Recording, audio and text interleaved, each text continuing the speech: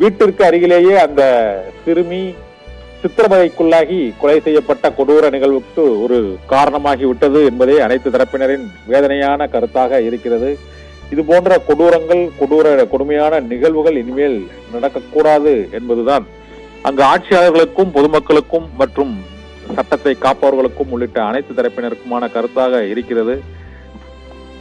காவல் நிலையங்கள் இது போன்ற புகார்களையும் சம்பவங்களையும் இனிமேலாவது கூடுதல் கவனத்துடனும் கூடுதல் கவனிப்புடனும் அந்த வழக்குகளையும் மற்றும் புகார்களையும் அணுக வேண்டும் என்பதை உணர்த்தும் வகையில் இந்த சம்பவம் நிகழ்ந்திருக்கிறது.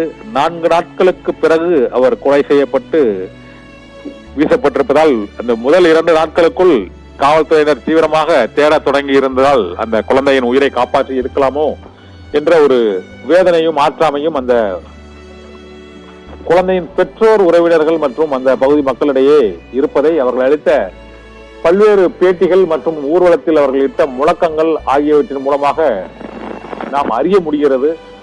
இது போன்ற துயரமான சோகமான நெஞ்சை பதற வைக்கும் சம்பவங்கள் இனிமேலும் மாநிலத்தில் இந்த நாட்டிலும் நடைபெறாமல் தடுப்பதற்காக நாம் என்னென்ன செய்ய வேண்டும் என்பது குறித்தும் பல்வேறு தரப்பினரும் கருத்துக்களை தெரிவித்து வருகிறார்கள். முன்னாள் முதலமைச்சர் நாராயணசாமியும் அரசு நிர்வாகம் முடங்கி போயிருந்ததும் இந்த சம்பவம் நிகழ்ந்ததற்கான, தடுக்க முடியாமல் போனதற்கான ஒரு முக்கியமான காரணமாக இருந்தது என்று அவர் கூறியிருக்கிறார்.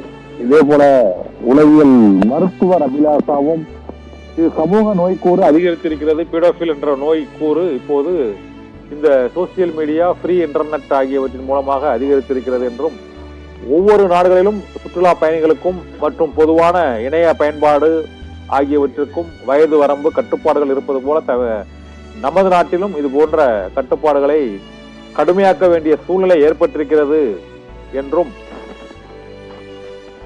கருத்துக்களை அவர்கள் தெரிவித்திருந்தார்கள். இந்த சூழ்நிலைதான் புதுவை சிறுமியின் மரணம் நாடு தழுவிய அளவில் அதிர்வலைகளை ஏற்படுத்தியுள்ள இந்த சூழ்நிலையில் புதுவை முக்தியால்பேட்டை சோலை நகர் என்ற இடத்தில் தான் இந்த கொடூர நிகழ்வு நடைபெற்றிருக்கிறது.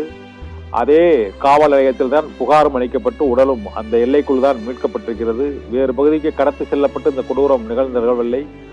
அருகருகே உள்ள தெருக்கள், வீதிகள், வீடுகளுக்கு அருகே தான் இந்த சம்பவம் நிகழ்ந்திருக்கிறது. குற்றவாளிகளும் அருகில் உள்ள வீடுகளில் தான் குடியிருந்திருக்கிறார்கள். 2 கைது செய்யப்பட்டிருக்கிறார்கள். மேலும் சிலர் இந்த சம்பவத்தில் தொடர்பில் இருக்கலாம் என்றும் கருதப்படுகிறது.